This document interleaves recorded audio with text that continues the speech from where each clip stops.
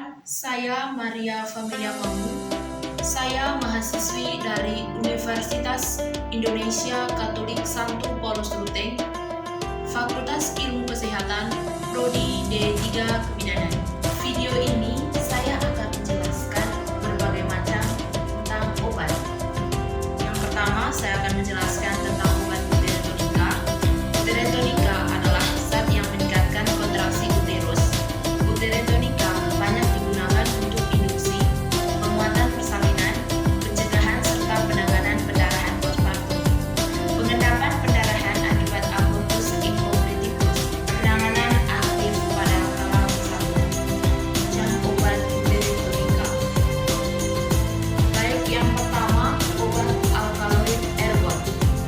Alkaloid ergot berfungsi untuk yang pertama induksi partus atrium, yang kedua mengontrol pendarahan dan atomi uterus pasca persalinan, merangsang kontraksi reboidik, dan juga uji oksitosin.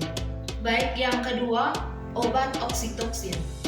Obat oksitoksin berfungsi untuk yang pertama induksi partus atrium dan mengontrol pendarahan dan atomi uterus pasca persalinan, merangsang kontraksi uterus setelah operasi sesar, dan yang terakhir uji oksitoksin. Yang ketiga, obat prostaglandin. Obat prostaglandin adalah suatu analog prostaglandin L-sinetetik yang menghambat sekresi asam lambung dan menaikkan proteksi mukosa lambung. Prostaglandin berfungsi untuk induksi partus atrium, mengontrol pendarahan dan atomi uterus pasca persalinan. Yang ketiga, obat prostaglandin. Misoprostol adalah suatu analog prostaglandin L-sinetetik yang menghambat sekresi asam lambung dan menaikkan proteksi mukosa lambung. Prostaglandin berfungsi untuk yang pertama induksi partus atrium, yang kedua mengontrol pendarahan dan atomi uterus pasca persalinan, yang berikut merangsang kontraksi uterus post SC atau operasi uterus lainnya, yang berikut induksi abortus terapeutik, uji oksitosin, dan juga menghilangkan pembengkakan mammae. Baik, yang kedua saya akan menjelaskan obat antibiotika.